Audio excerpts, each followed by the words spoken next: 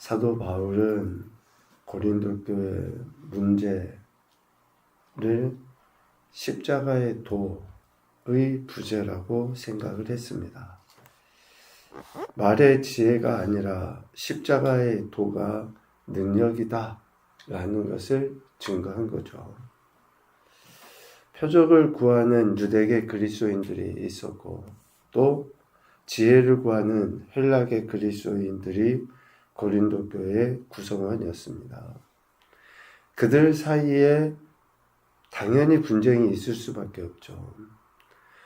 그 분쟁에 의해서 어떤 사람은 바울, 아볼로, 게바, 그리스도에게 각각 속하였다고 자랑하고 있었습니다. 그런 자랑하는 것을 경계할 뿐만 아니라 성도로 부르심을 받은 자들은 오직 주 안에서 예수 그리스도께서 십자가에 못 박히신 것을 자랑하는 삶을 살아야 한다 라고 1장 31절에 그렇게 권면합니다. 그러니까 내가 누구에게 속했다가 아니라 나를 구원하신, 즉 나를 부르신 하나님 아버지의 뜻, 즉 예수 그리스도의 십자가를 자랑하는 삶을 살아야 한다는 것이죠. 그런데 이런 삶이 어떻게 가능하냐? 내가 날상 십자가를 바라본다고 해서 그게 가능하냐? 내가 늘 입으로 주여 주여 외친다고 그게 가능하냐? 그게 아니라는 거예요. 바울은 이러한 삶이 가능한 것은 하나님의 깊은 것까지도 통달하시는 성령 하나님의 역사하심이 있어야지 가능하다 라고 이야기합니다.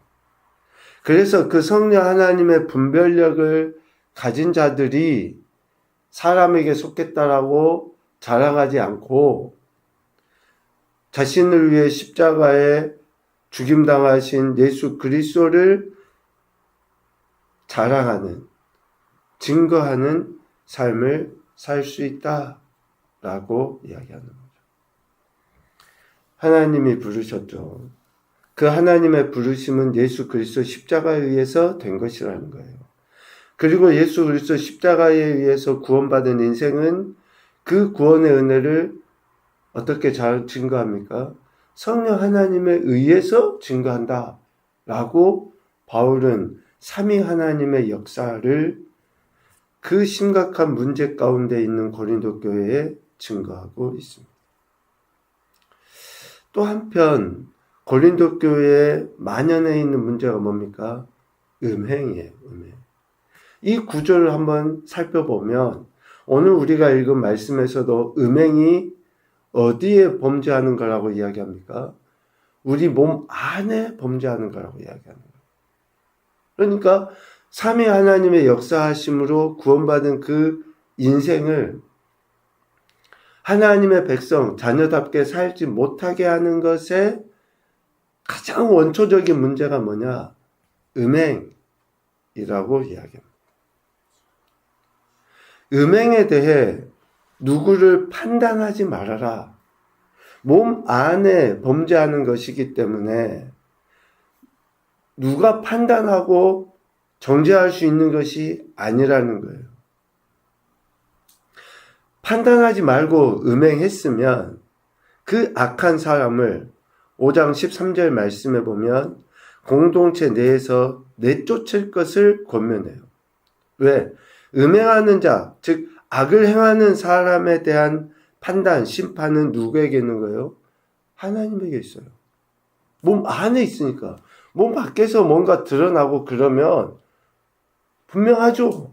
그런데 음행, 즉 악을 행하는 자는 하나님께서 판단하시는 것이기 때문에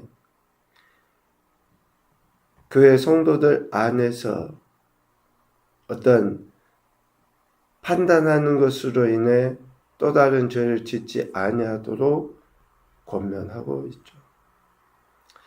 음행뿐입니까? 교회 안에 일어나는 다툼도 마찬가지입니다. 다툼에 대해서 이러한 불의한 자들 앞에 고발하지 말아라. 불의한 자는 성도가 아닌 사람들을 이야기하죠.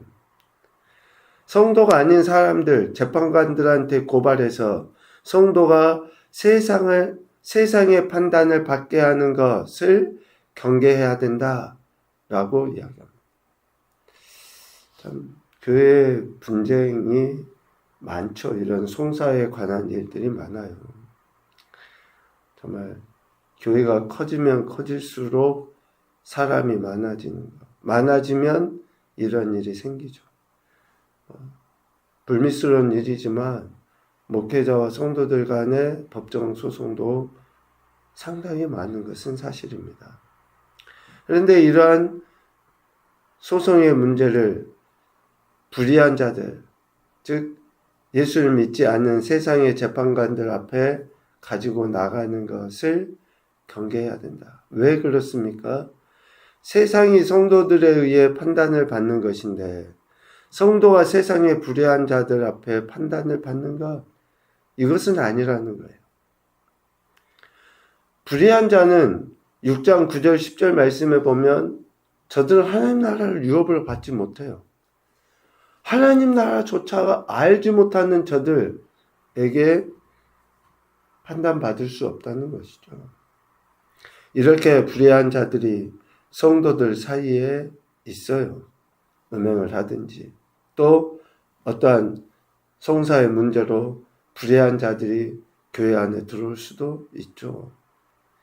그러나 그들이 아무리 성도들 사이에 있다 할지라도 주 예수 그리스도의 이름과 우리 하나님의 성령 안에서 씻음과 거룩함과 의롭다 하심을 받은 성도들은 6장 11절 말씀처럼 이러한 성도들은 오직 주를 위해서 살아야 한다 라는 것을 증거하고 있습니다. 주를 위해서 살아야 한다 라고 하는 것을 증거하기 위하여 오늘 12절 이하에 이러한 사도 바울이 자주 쓰는 표현을 먼저 쓰면서 이야기해요. 모든 것이 내게 가하나 다 유익한 것이 아니다. 성도의 자유가 뭔가? 우리가 모든 것을 내 마음대로 하는 것이 자유가 아니라는 거예요. 내가 주인이 되어서 내가 하고 싶은 대로 내 뜻을 관철시키기 위해서 물불 가리지 않고 하는 것이 그것이 다 유익한 것은 아니다.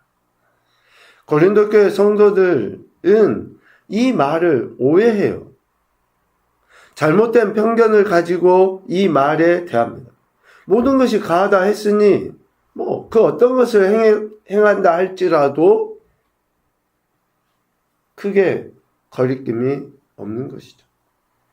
그런데 결국 이러한 잘못된 편견은 어디로 빠집니까? 방종으로 빠져요.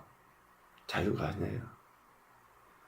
모든 것이 가하나 다 유익한 것이 아니다.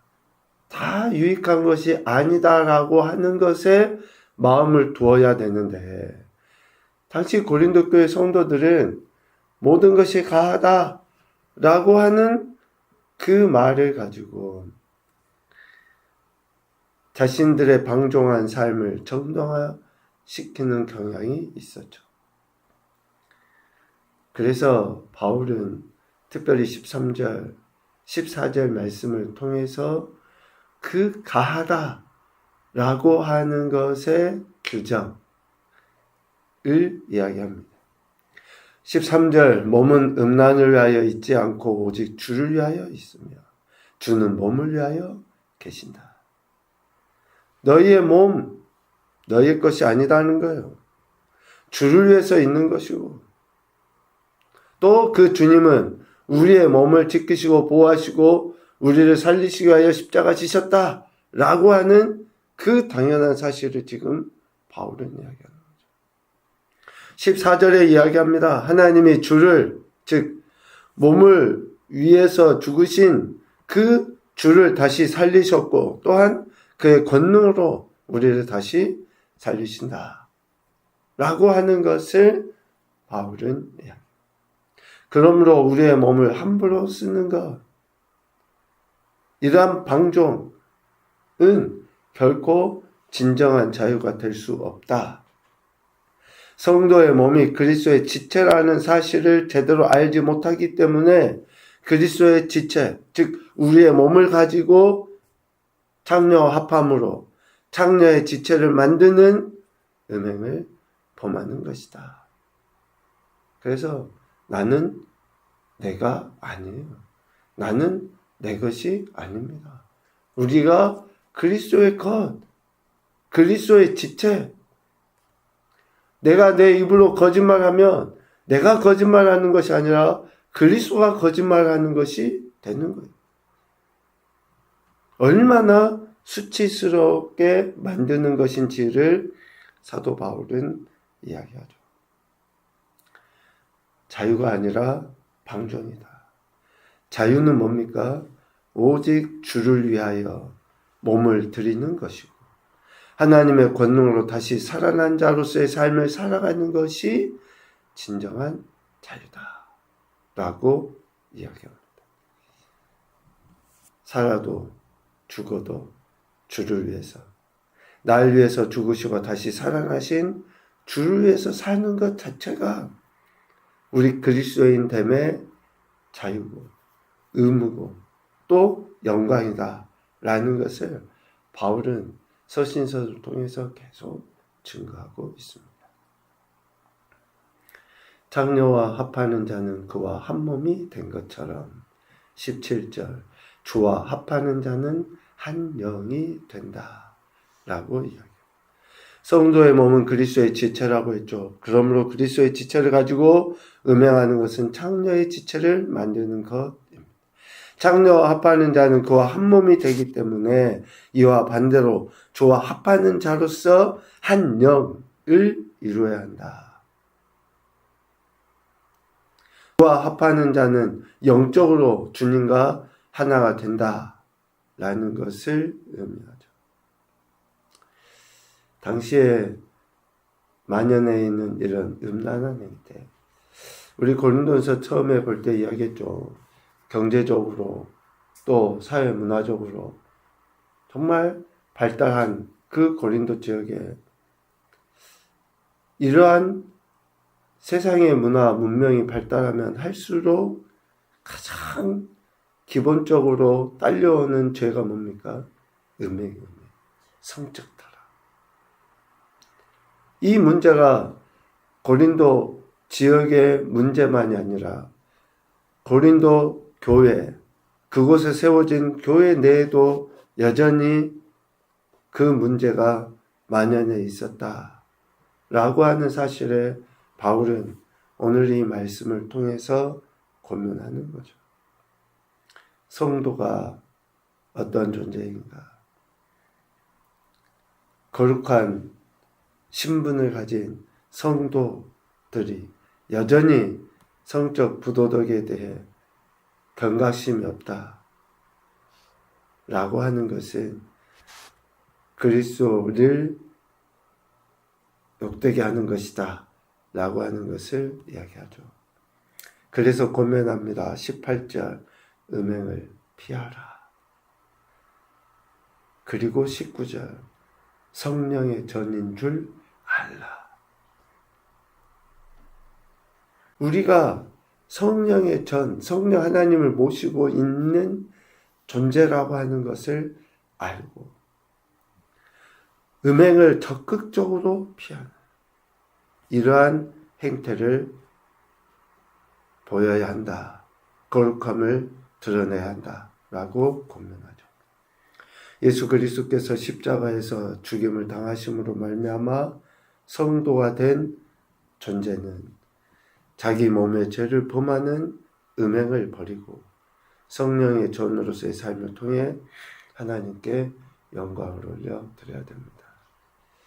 영적으로, 육적으로 성령의 전으로서의 삶을 살지 못하게 하는 것을 적극적으로 피하고 하나님의 영광에서 우리 자신을 쳐서 복종시키는 참된 자유를 우리 삶 현장에서 드러내 보여야 한다라고 바울은 권면합니다. 첫 번째 교훈입니다. 그리스도인의 진정한 자유는 예수 그리스도의 종이 되는 것이다. 두 번째, 모든 것이 가나 다 유익한 것이 아니다. 유익한 것, 하나님 보시기에 좋은 선을 드러내는지 아닌지를 생각해야 돼요. 그래서 저는 좀 그런 생각을 합니다. 죄의 결과를 떠올려요. 죄의 결과를. 내가 이 죄를 범했을 때 어떤 결과들이 나올까? 어떤 수치스러움을 당하게 될까?